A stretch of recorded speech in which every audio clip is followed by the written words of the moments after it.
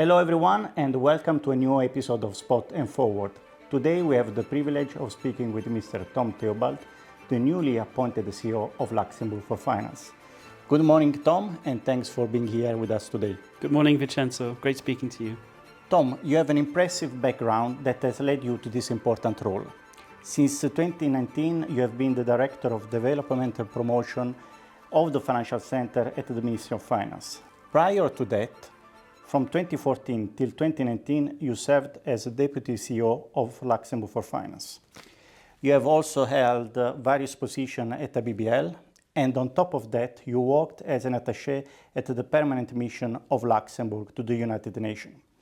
All these impressive achievements have, without any doubt, shaped you into the perfect candidate to lead Luxembourg for Finance on its path to success. And of course, the financial community is eager to hear more about your vision, strategies, and plans to further strengthen Luxembourg as a global financial hub. So let's dive into the first question.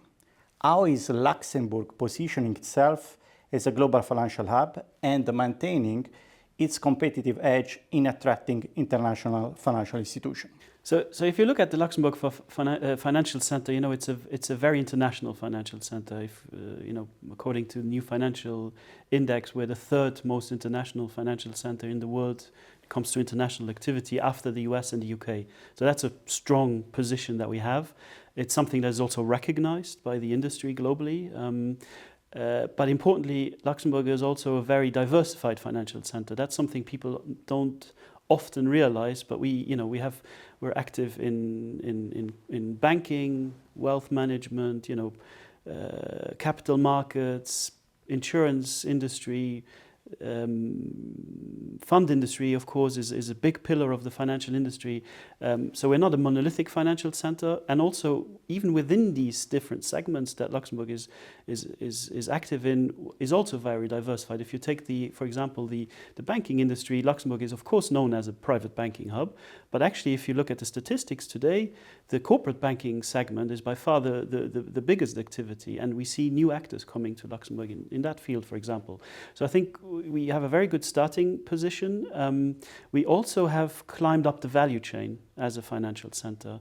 Let me take one example is in the fund industry. We're a big hub for UCITS funds, have the largest by far in the world, but we've also become a very important hub for private assets. Our market share in alternative funds in Europe has, over the past decade, has grown from 16% to over 60% over the past decade. So that's a huge growth, but it also means that we're climbing up the value chain. We have different type of activities today.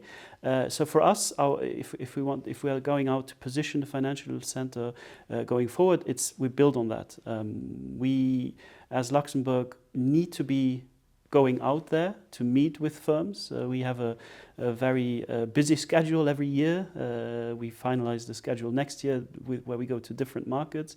We have a strategy where we go both to established markets to meet with the players that are already here, which is a part of relationship management, but also to see if they're not developing and adding new activities, because that's just as important if an existing company develops their activities in Luxembourg than bringing new companies to Luxembourg. And then, of course, the other side is more prospective and going out to meet with firms abroad and to discuss with them their plans and hopefully convince them to, when they come to Europe, to come to Luxembourg. And we do this both from a geographic sense, so we go to different markets, but also thematically. So we work together with the industry here, with the government on developing new areas. Private assets is a good point where it's always important that Luxembourg continues to innovate, to adapt its framework, to launch initiatives that support the growth of the industry. We're also lucky that we have a government that is very much focused on the competitiveness of the financial center, so that has a good momentum that we are also building on. And the other important thing is that we need to do this collectively between the private sector and the public sector.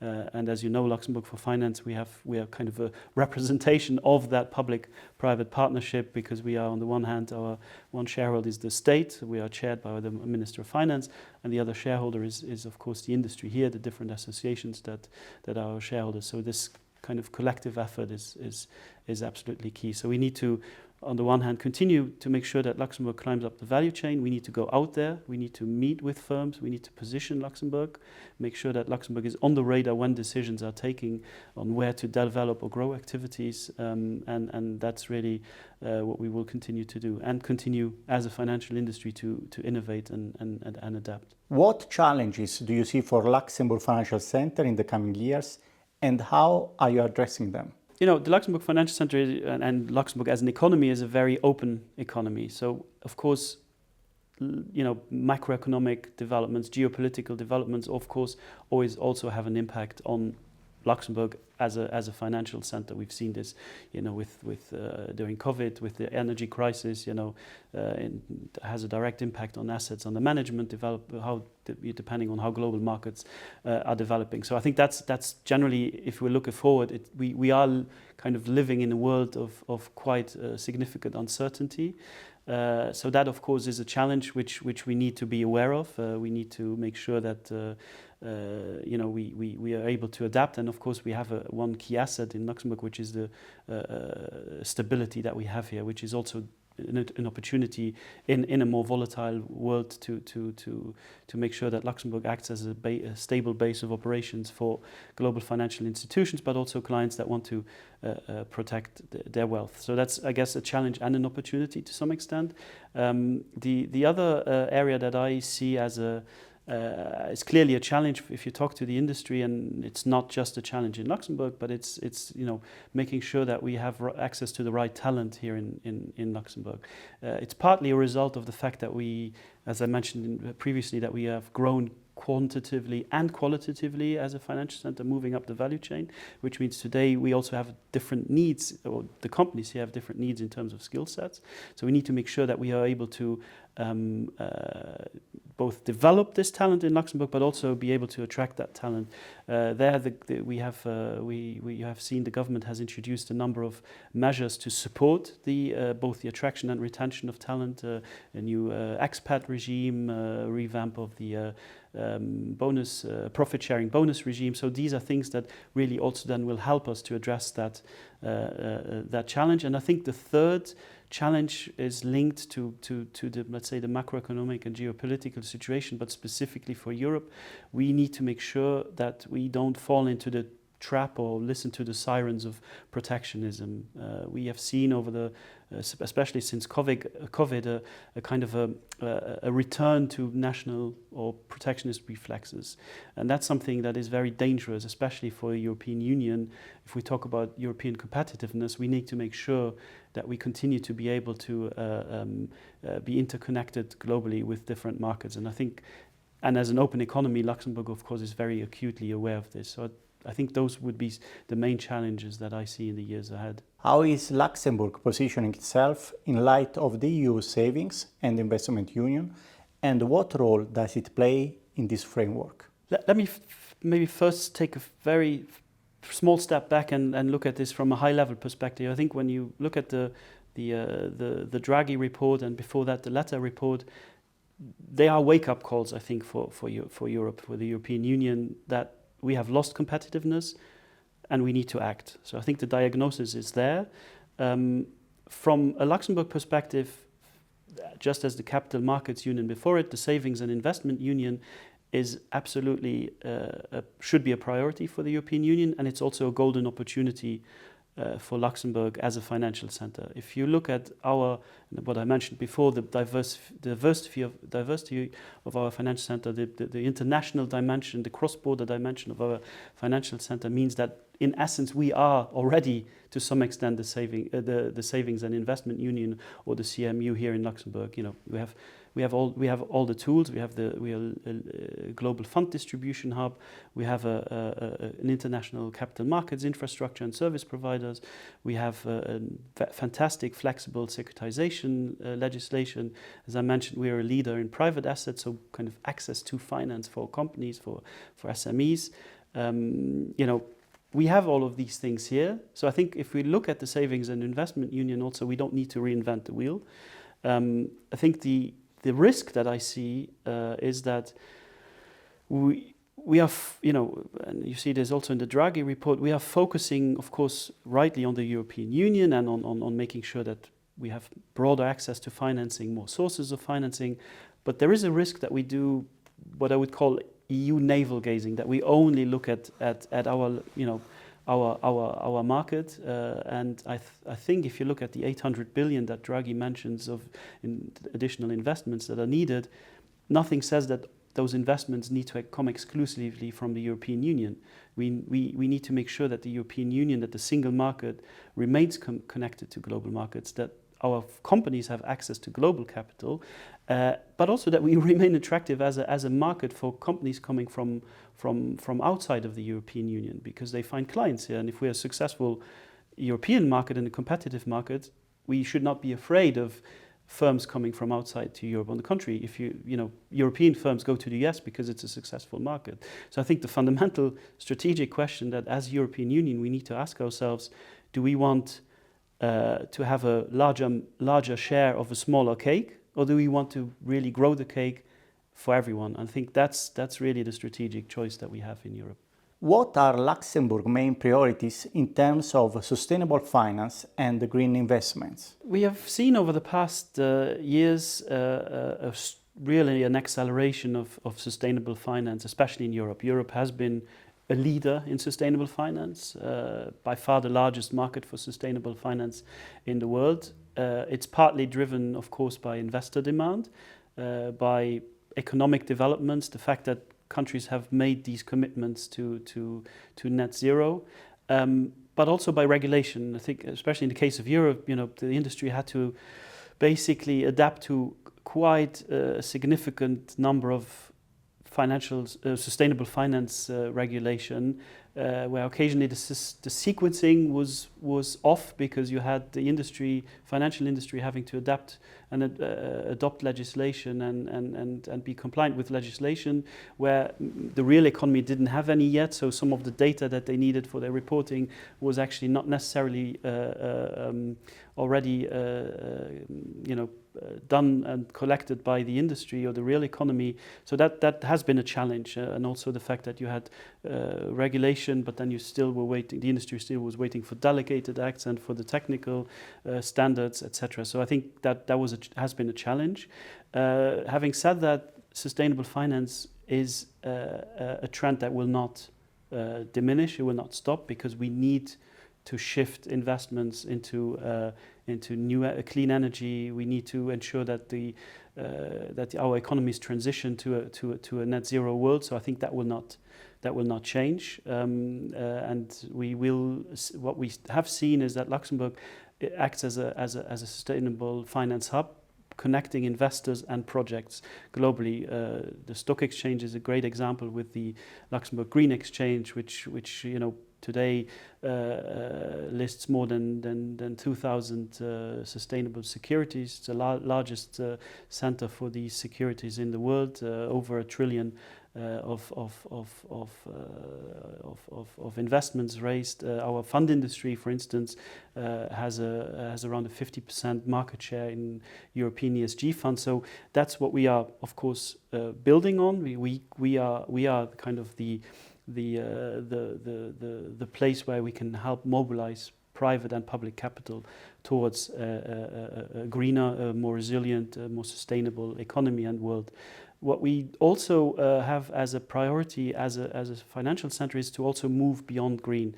The government, the Ministry of Finance has published a 10-point action plan for the next years that the government is working on, that the industry, of course, is a key part of. We are looking at areas where maybe there was less focus. So climate, of course, has been the main focus, but areas like gender finance, biodiversity, but also very importantly, what we will need is more transition finance. So industry that are not yet green and entirely carbon neutral today, they need also investments to shift towards a green economy, and that's a real challenge. That's something where again we need huge investments, and we need financial centers like Luxembourg to help mobilize that investment. And I think another priority is, I mentioned the whole regulation, the reporting requirements, the access to data, the management of data that lies behind all of that. I think we also have an opportunity to better connect technology, and especially financial technology and fintech, with green and sustainable finance. There, the ministry supports, for instance, a program that is run by our national fintech hub, the Loft, to an acceleration program for fintech firms that offer solutions to the sustainable finance community or financial institutions. So that those are some of the priorities that we are working on, both on the government side, but also as an industry, working with also the Luxembourg Sustainable Finance Initiative, and LFF is very much supportive of this. Can you explain how Luxembourg Financial Center is adapting to innovation in finance, including blockchain, for example? So I think there's different dimensions. One is that we, of course, have a clear strategy of both developing and bringing fintech innovation to Luxembourg and connecting it with let's say, the traditional financial industry. I think the industry has been for a number of years now in a huge transformation phase to shift towards much more digitalized processes to ensure that it's both a competitive element to it in terms of the service to clients, improving the service to clients, making it faster, etc., but also a question of efficiency and in essence reducing costs in the financial industry. I think that's something where we have lucky to have a fintech hub in the Loft. There's 280 fintech firms in Luxembourg around that these days. The Loft hosts and acts as a soft landing platform. Currently hosts 85 firms. So that's important to have this knowledge in Luxembourg. We see a lot of the firms that come to Luxembourg in the fintech space are often more mature firms and B2B firms, because of course, if there's one place where we do have a proper domestic market and not just an export market is in fintech, because we are a very large financial center. So these firms find their clients here, and the industry, of course, needs access to these technologies to develop it. The second dimension, I think, is more about making sure that we have a conducive environment for financial technology or digitalization to thrive. And there, if you specifically look at the financial industry, the most prominent example, I suppose, is the iterative approach of the government, for instance, in adapting legislation to create legal certainty for the use of blockchain in the financial industry. We have 3 blockchain laws to provide this legal certainty for the transfer, the issuance of securities on the blockchain or on digital distributed ledger technology, also for collateral. And now with the new legislation that was submitted to Parliament by the Ministry of Finance, by the government before summer, we will have an additional layer with this new concept called a monitoring agent. So to avoid basically redundancies, where you essentially make sure that if you issue a security or a bond on the blockchain, that you don't need to double your infrastructure and services in, let's say, the real world, that everything can be done on chain. Again, the idea is that you create a conducive environment for the industry to thrive, and we've been very successful. Luxembourg law is today basically the go-to law for the issuance of digital assets. You know, the EIB has issued a number of digital bonds. Earlier this week, we've seen HSBC, which has their Orion platform, so their global digital asset platform in Luxembourg, because of our law, a new issuance under the ECB testing of